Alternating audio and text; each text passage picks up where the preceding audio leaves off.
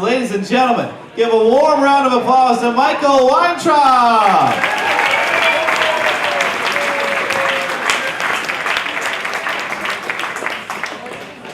Hi everyone, my name is Michael Weintrob. I've been a photographer in the music business for almost 20 years, and I came up in Colorado where I was photographing live musicians all around the Front Range, and I would travel around. And in my time in Colorado, I photographed over 1,000 musicians in concert, and here's some of the images that I shot. Ray Charles, Kiss, Jimmy Smith, B.B. King, Willie Nelson, Flea. This is all when I was 21, 22, 23 years old. Fats Domino. This was actually taken at the New Orleans Jazz and Heritage Festival. U2, No Doubt. So anyway, you guys know who these people are. This is the Roots. This was at the Eric Clapton Crossroads Festival in 2005 with Eric Clapton, B.B. King, Jimmy Vaughn, and Buddy Guy. So basically, when I was in Colorado, I felt like I had topped out, and I'd started traveling, and I was going to the Bonnaroo Music Festival, and I was meeting people from all over the country, and I realized that there was nothing more that I could do in Colorado. So I decided to pack up my bags, and I moved to New York City. And the first thing I did when I got there is I met with editors at Vibe and Spin and Rolling Stone and Time and Newsweek. These were all magazines that I had been publishing in my early 20s with my live music photography. And all of them had the same thing to say. They all said my live music work was as good as they had seen, but if I wanted to be a portrait photographer in New York City, I needed to do some studying. So I didn't do studying in a sense where I went to college.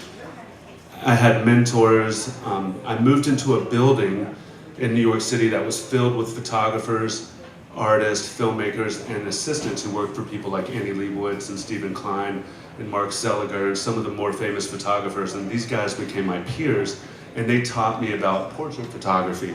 So these are some of the images that I was shooting, and I would bring these guys as my assistant, and they would help me do the lighting. And they taught me about light, and they taught me about capturing the moment, and they taught me about portrait work, because there's a difference between creating and capturing. These are images that I shot backstage at the Newport Jazz Festival of Herbie Hancock and Esperanza Spalding. This is a band called Animal Collective. This was a shoot we did on Halloween. So the photos that I take, I try to tell stories. So this was Halloween, and they like to wear masks, so we dressed them up like Day of the Dead. You know, so I always try to be creative, because living in New York City, you're surrounded by the greatest photographers in the world, and how are you going to make yourself stand out? How are you going to tell the story in a different way? How are people going to know it's you? When you listen to Carlos Santana play one note on the guitar, you know it's him. So as an artist, you want people to be able to see your work and know that you're the one who shot it. This is an image of Les Paul, which I was lucky enough to work for Gibson for 3 years when I was in New York, and it was amazing. Right, this is great. I actually shot this of Winston Rodney in Jamaica, and this was taken at GoldenEye, where Ian Fleming wrote all the James Bond novels. So basically, there's a lot of different facets in the music business. Behind the scenes is one of them, the recording process. As times passed, I gained more trust from the artists and management, so they would invite me into the studio to photograph these musicians as they were recording their albums, and they would have the trust to be in the room. So these are some of the images. This is Lou Donaldson backstage at the Bonnaroo Music Festival. Michael, excuse me one sec. Folks, can we have quiet in the back of the room, please?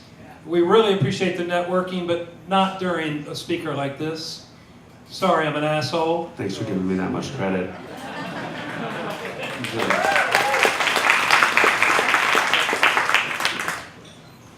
This is Jason Moran at Avatar Studios in New York City. So you can see we're documenting the whole recording process. I photographed the album Booker T and the Roots. So this is Biz Markie and Sharon Jones, and now you have Questlove, and so everybody knows who Questlove is. So I'm lucky enough to be in the room with some of these folks. This is Eve, she's a hip hop artist. Big Chief Monk Boudreaux from New Orleans, if any of you guys are a fan of New Orleans music.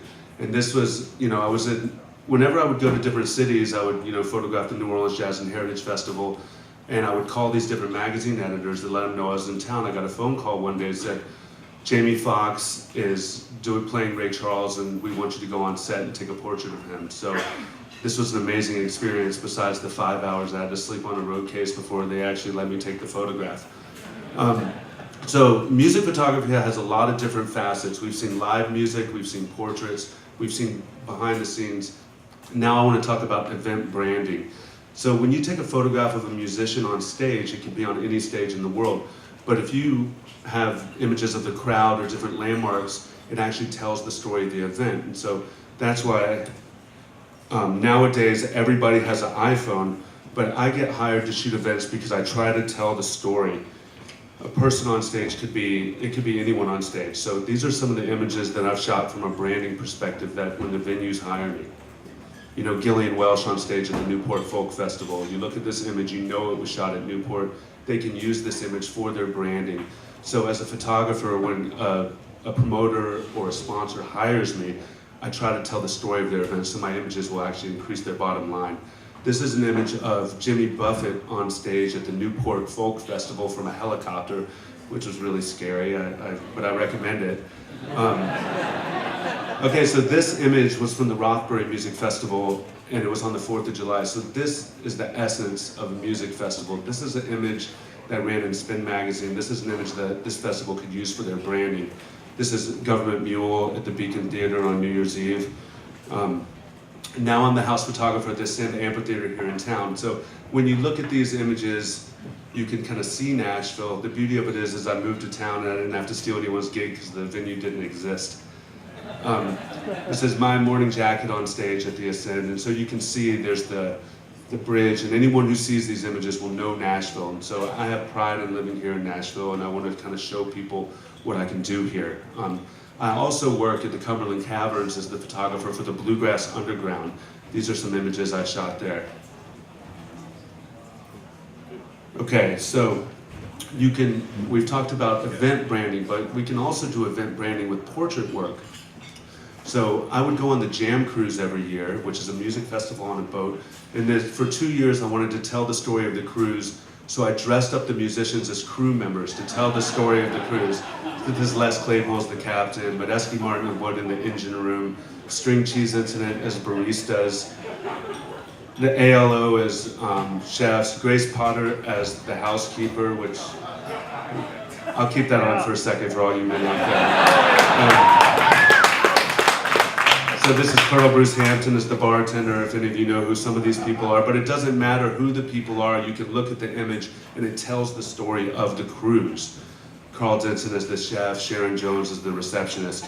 Okay, so now you guys might have seen some of these crazy photos of musicians with guitars covering their heads. I've been doing exhibits. So in 2008, I was feeling frustrated and I needed to work on a creative project, and I walked into a bookstore and I saw a book called The Disciples where the photographer had photographed fans of bands, and the whole idea was to guess what band they were the fan of. Willie Nelson fans had braids, Dolly Parton fans had blonde hair and cowboy hats, you know, so on. Kiss fans had their face paint. I thought that was so brilliant. How can you tell the story of the musician in a guessing game? And I thought, I have all these photographs of these musicians with their instruments covering their face. So, and I would also photograph music. So I decided to work on this as a project that I went on with. So I had all these images that were compiled. I decided to focus on it. So I started tapping my network of all of these musicians that I had known for years. And so, you know, here's Derek Trucks with all the slides. And what happened was, you would ask, how would I get all these musicians to do this? How did I convince them? Well, I gave them all free portraits to use for their promo and trade. And so what happened was, it was a collaborative exchange between myself and the artist. And what would happen is I was making an honest portrait, and then magazine covers would happen. And so what happened was, everyone knew me as the live music photographer, and now they thought of me as a portrait photographer. So, and you know, there's only 51 seconds left, but I'm going to go on a little bit longer if that's okay. Basically, you know, you look at promo shots for bands and magazine covers, and you bring in the stylists and you bring up the makeup artists, and a lot of times after the fact, the artists don't like the images that are being shown of them because it's not them, they're creating an illusion. I like to take an honest portrait of people. You have Bobby Keys from the Rolling Stones. This was the last formal portrait shoot before he had passed away. It was amazing. So I went on, you know, John Platania. When you look at this, he wrote the hook for Domino with this Van Morrison record on this guitar. So the whole idea is to tell the stories of who these musicians are. So basically, I'd photographed over 500 musicians to date, and the only images that people had seen were the normal portraits because I was afraid of people copying my idea. In 2013, I got an email that said, "Great photograph in Mojo magazine." It was a full-page spread of a musician with their instrument covering their face shot on gray, but I wasn't the one who shot it. So I had a sense of urgency. I had a sense of urgency to kind of have an exhibit and put the work out. So I was given a warehouse in New Orleans to do an exhibit where we showed 75 4-foot-tall photographs. And so this was a 2-week run exhibit where we had musicians performing in the space, so we were creating a sensory experience for people to where the music was being performed, art was being created and sold and seen, and you could educate yourself as to who these musicians were. Since then, I've had exhibits all over the world. You know, the US Consulate was sponsoring exhibits for me in Spain. I had an exhibit in Charleston at the Spoleto Art Conference. This is an exhibit that we did here at Oz, where Lauren Snelling, the artistic director, hooked me up with this, and we had over 20 of the musicians perform at the show, people like Sam Bush and the McCurry brothers, and Jeff Coffin and Future Man, many famous musicians here from Nashville. So it's been really amazing doing these exhibits and kind of launching a new career for myself while still working on the other things. This was an exhibit I did at the Country Music Hall of Fame, and at these exhibits, I want to educate people as to who these musicians are. So Griffin Technology, who's a Nashville-based company, gave me these iPad kiosks. They sponsored the show, and we created an app to where you would see the normal portrait, the instrument, and the bio of each of the artists. So, and then I have a pop-up exhibit. So I've developed my brand the same way that a musician develops it. I used to lug cameras around. Now I've got road cases that fit these giant 4-foot-tall photographs in a box truck. So I know what it's like to be on the road. So the last thing that is the book.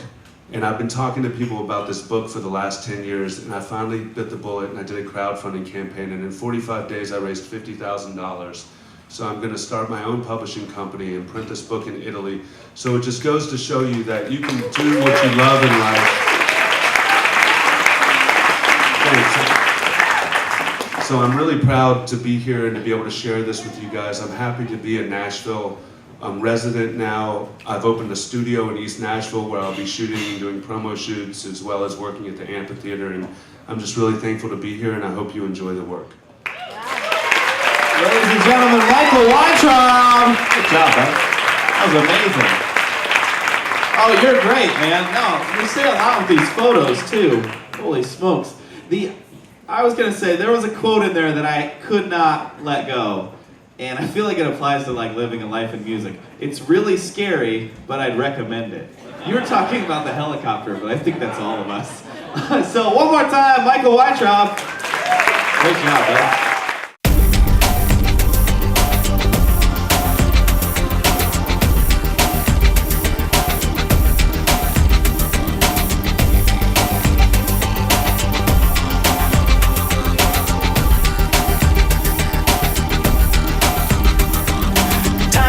Together